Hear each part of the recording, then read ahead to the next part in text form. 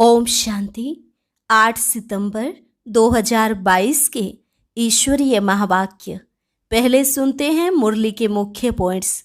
बाबा ने कहा, पुरानी दुनिया में रहते तुम बच्चों का इस दुनिया से कोई नाता ना रहे, तुम्हारा सारा ध्यान स्वर्ग की सच्ची कमाई तरफ हो।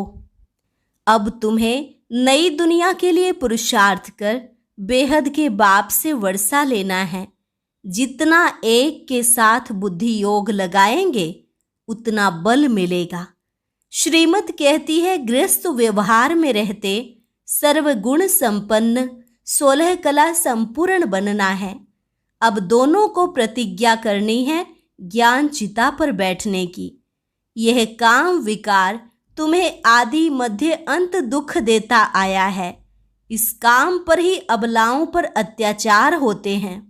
अभी बाप वह सौदा कैंसिल कराते हैं। इस समय बाप आकर तुम्हारी सब मनोकामनाएं पूरी करते हैं।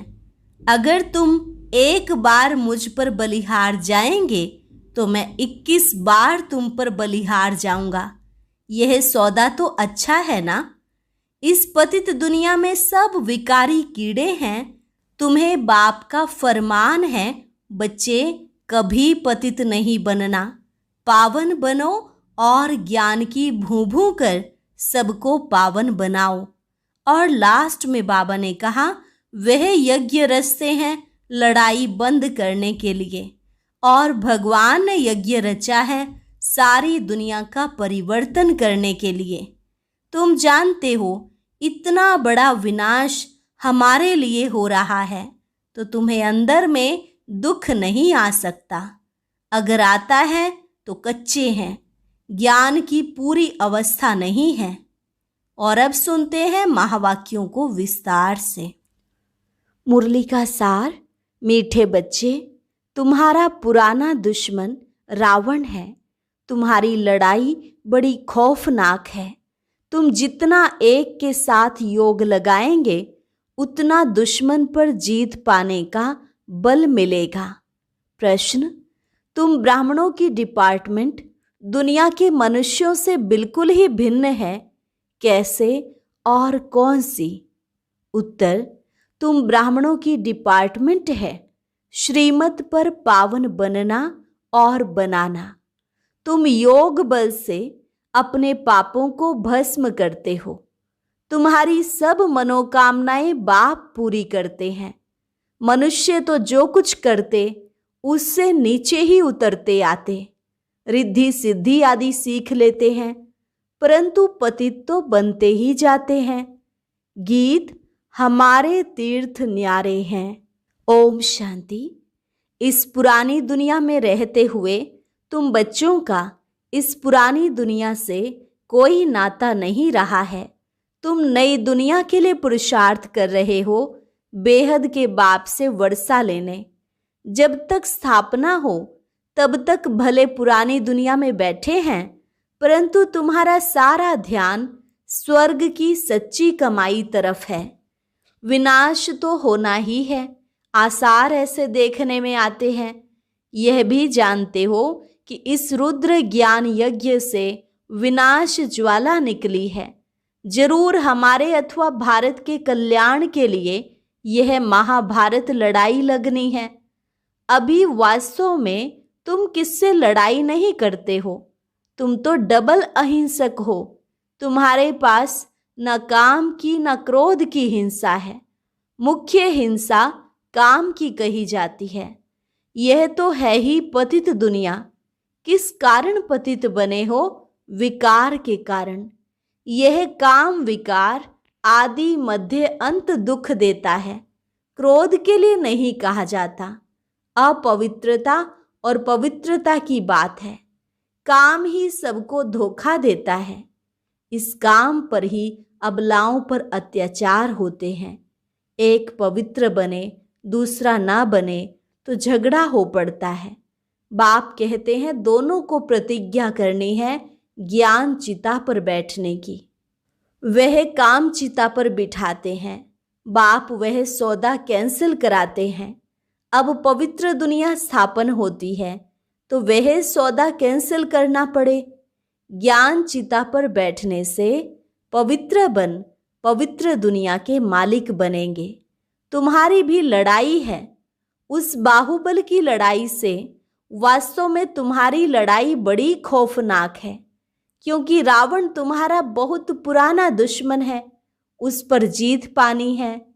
जितना एक के साथ बुद्धि योग लगाएंगे तो बल मिलेगा। सारा मदार है श्रीमत पर चलने का। श्रीमत कहती है कि गृहस्थ व्यवहार में रहते सर्वगुण संपन्न 16 कला संपूर्ण बनना है। आत्मा को ही बनना है। आत्मा 16 कला संपूर्ण थी। अब वह 84 जन्म लेते लेते नीचे उतरती है। जरूर बच्चे जानते हैं, देवी देवताओं का राज्य था, राम राज्य स्थापन हुआ, राम नाम रख दिया है। वास्तव में नाम शिव है। शिवाय नमः कहते हैं, रामाय नमः नहीं कहते। शिव बाबा अक्षर बहुत राइट है। राम को बाबा कोई कहते नहीं, शिव को बाबा कहते हैं। राम यानी परम पिता परमात्मा, न कि रघुपति राघव राजा राम। मनुष्य जो सुनते वह बोलते जाते। अब सिवाय तुम बच्चों के और कोई भी परम पिता परमात्मा के साथ यथार्थ योग नहीं लगाते हैं। वह तो समझते हैं कि परमात्मा तो ब्रह्म ज्योति स्वरूप है, नाम रूप से न्यारा है। अगर ब्रह्म कहते तो भी नाम हो गया ना। कुछ भी समझते नहीं। बाप कहते हैं, मैं ज्ञान का सागर हूँ, मैं अति सूक्ष्म हूँ। इससे सूक्ष्म कोई चीज होती नहीं, अति सूक्ष्म है। जैसे झाड़ का बीज सूक्ष्म होता है, देखने में कितना छोटा होता है। मनुष्य सृष्टि का बीज तो सबसे सूक्ष्म है। सबसे छोटी खसखस होती है, बहुत पतली होती है। उनके झाड़ बहुत बड़े बड़े होते हैं। तो परम पिता परमात्मा तो उनसे भी अति सूक्ष्म बिंदी है। बाप कहते हैं, मैं जो हूँ जैसा हूँ इस रीति तुम्हारे में भी नंबरवार जानते हैं। कोटों में कोई ही इस राज को समझते हैं। शिव बाबा जैसी महिमा और कोई भी मनुष्य आत्मा की नहीं हो सकती। कैसे आकर पतित दुनिया को पावन बनाते हैं, सम्मुख आकर बच्चों को पढ़ाते हैं। कुछ भी जानते नहीं, न मुझे जानते न चक्र को जानते हैं। अभी तुम नंबरवार पुरुषार्थ अनुसार जानते हो। तुम्हारा इस पुरानी दुनिया की बातों से ताल्लुक नहीं है। मनुष्य तो घोर अंधियारे में है। उनका तो धंधा ही है अपना। तुम्हारा धंधा अपना है। तुम हो गए गुप्त योग बल की सेना, वह है बाहुबल की सेना। उनको तुम जानते हो, तुमको कोई नहीं जानते। वो लोग साइंसदान स्टार पर जाने की कोशिश करते हैं। देखा है तो समझते हैं, हम क्यों नहीं जा सकते, हम समुद्र का अंत क्यों नहीं पा सकते। इसलिए पुरुषार्थ करते हैं। बाकी जो इन आँखों से नहीं देखा जा सकता, उनका पुरुषार्थ कर नहीं सकते। उनकी बुद्धि में तो स्थूल चीजें आती है, उनके लिए पुरुषार्थ करते हैं। सूक्ष्म से सूक्ष्म परमात्मा को तो जानते ही नहीं। खुद ही आकर बच्चों को अपना परिचय देते हैं। तुमने चित्र बड़ा ज्योतिर्लिंगम बनाया है, तो तुम्हारी बुद्धि में भी वह आता है। बाप बच्चों को समझाते रहते हैं कि जैसे बाप की गत मत न्यारी है, वैसे तुम्हारी सदगति की मत सारी दुनिया से न्यारी है। तुम्हारा और कोई बात से ताल्लुक नहीं है। तुम सच्चे ब्राह्मण बने हो। ब्राह्मणों का विस्तार तो कुछ है नहीं। वो ब्राह्मण लोग कहेंगे, हम ब्रह्मा की औलाद हैं। ब्रह्मा तो हुआ प्रजापिता। उनका बाप कौन, वह तो कोई जानते नहीं। वह तो त्रिमूर्ति ब्रह्मा कह देते हैं। ब्रह्मा के 3 रूप कैसे हो सकते हैं? यह तो 3 देवताएं हैं। तीनों की एक्टिविटी अलग है। रचयिता तो एक ही शिव है। हम सब उनकी रचना यहाँ रहने वाली हैं। उच्च ते उच्च बाप ही सुप्रीम सोल है। सुप्रीम सोल एक निराकार बाप को कहा जाता है। ऐसे नहीं कि वह भी निराकार परमात्मा और हम आत्माएं भी निराकार, सब एक ही हैं, सब उनके ही रूप हैं। नहीं, बाप अलग है, बच्चे अलग हैं। तुमको बाप ने नॉलेज दी है। शास्त्रों में तो यह बातें हैं नहीं कि ब्रह्मा वंशी ब्राह्मणों को परमपिता परमात्मा बैठ पढ़ाते हैं। परमात्मा ने आकर यह ब्रह्मा मुख वंशावली रची है। जब चक्र पूरा हो, संगम होता है, तो बाप आकर पतित दुनिया की अंत और पावन दुनिया की आदि करते हैं। तो जरूर संगम पर ही आना पड़े। पावन बनने में टाइम लगता है। आधा कल्प से सिर पर पापों का बोझा है। योग अग्नि से जो आत्मा में खाद पड़ी है वह निकलती है। तुमको सतो प्रधान बनना है। हम जो पतित बने हैं, याद से ही हम पावन बनते जाएंगे। कितना सहज है। हमको फिर से 84 जन्मों का चक्र लगाना है। बच्चों को यह नॉलेज मिली है। बाप भी कहते हैं हम तुमको फिर से राजयोग सिखलाने आए हैं। बाप वर्षा देते हैं, रावण श्राप देते हैं। यह बाप ही बैठ समझाते हैं। इस समय बाप आकर सब मनोकामनाएं पूरी करते हैं। अशुभ कामनाएं तो माया पूरी करती है। आजकल रिद्धि सिद्धि वाले बहुत पैसा कमाते हैं। वह कामनाएं माया पूरी करती है। उनकी भी किताब आदि होती है। तुमको तो कोई किताब नहीं, शास्त्र आदि नहीं पढ़ना है। तुम्हें बाप की श्रीमत है, बच्चे पावन बनो और पावन बनाओ। तुम्हें कभी पतित नहीं बनना है। तुम्हारी यह डिपार्टमेंट ही अलग है। कल्प पहले जो आकर ब्राह्मण बने होंगे वही पुरुषार्थ करेंगे। देवताओं का देखो कैसे सैपलिंग लग रहा है। ब्राह्मण बनते जाते हैं। जो थोड़ा भी सुनकर जाते तो प्रजा में आ जाएंगे, राजधानी में आ जाएंगे ना। मौत सामने खड़ा है। खिटपिट थोड़ा जोर भी बढ़ सकती है। खिटपिट थोड़ा जोर भी बढ़ सकती है, बंद भी हो सकती है। बुद्धि कहती है कि अर्जुन अभी थोड़ा देरी है। राजधानी अभी कहाँ स्थापन हुई है। राजाओं सन्यासियों आदि को अर्जुन ज्ञान कहाँ दिया है। विवेक कहता है विनाश में थोड़ा देरी है, बाकी रिहर्सल होती रहेगी। वंडर है ना। वह यज्ञ रचते हैं लड़ाई बंद करने के लिए, और भगवान ने यज्ञ रचा है सारी दुनिया का परिवर्तन करने के लिए, विनाश के लिए। थोड़ा शांति होगी तो कहेंगे हमने यज्ञ रचा इसलिए शांति हो गई। एक बार यज्ञ सफल हुआ तो चलता रहेगा। बरसात के लिए यज्ञ रचा, बरसात हुई तो खुशी होगी। बरसात नहीं होगी तो कहेंगे ईश्वर की भावी। जैसे कोई शरीर छोड़ता है तो कहते हैं स्वर्गवासी हुआ। फिर तो शोक करने की दरकार ही नहीं है। स्वर्ग पधारा तो अहो सौभाग्य समझो ना। माया रावण ने सबकी बुद्धि को ताला लगा दिया है। तुम जानते हो हम कल्प पहले मुआफिक फिर से पुरुषार्थ कर रहे हैं। भारत अविनाशी खंड है और कोई दूसरा धर्म नहीं था। यह तो बाद में इन्होंने निकाले हैं। यह भी ड्रामा की भावी कहेंगे।